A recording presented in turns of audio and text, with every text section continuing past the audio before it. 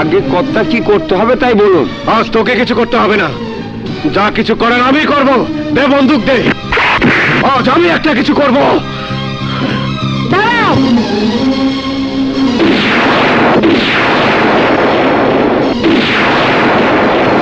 আমার বন্দুকের সামনে যে আজ দাঁড়াবে তাকে আমি গুলি করে হত্যা করব। আরে আমার এই নীলগঞ্জের পঞ্চায়েত ছিলেন আমার দাদা, আমার বাবা। বর্তমানে আমি এই এলাকার পঞ্চায়েত। আমাকে সমন জারি করার ক্ষমতা সে কোথায় পেল?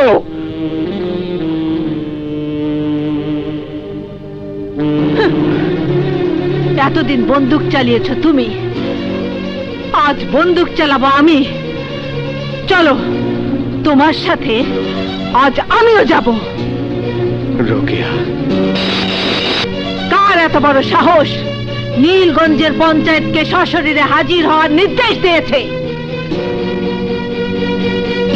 পঞ্চায়েত প্রথা আছে বলেই নীলগঞ্জের মানুষ এখনো সুখে আছে, শান্তিতে আছে। তারা পাচ্ছে ন্যায় বিচার।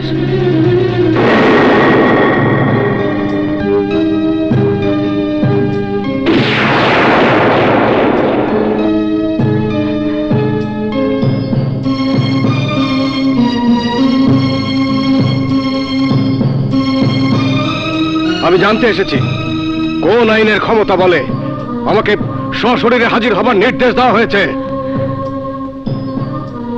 আমি এই থানার প্রশাসনিক প্রধান, সেই ক্ষমতা বলে।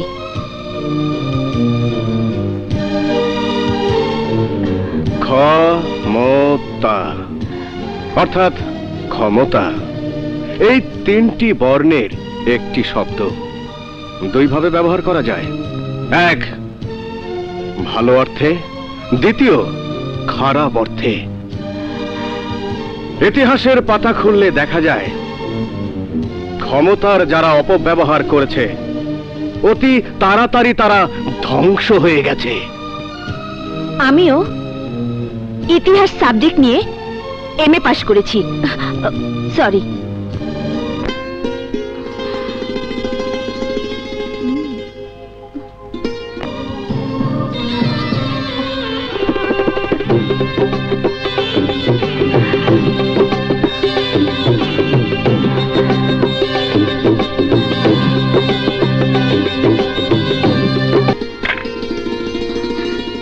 শওকত আলী সর্দার, এই ছবি হবে তোমার জীবনের কাল।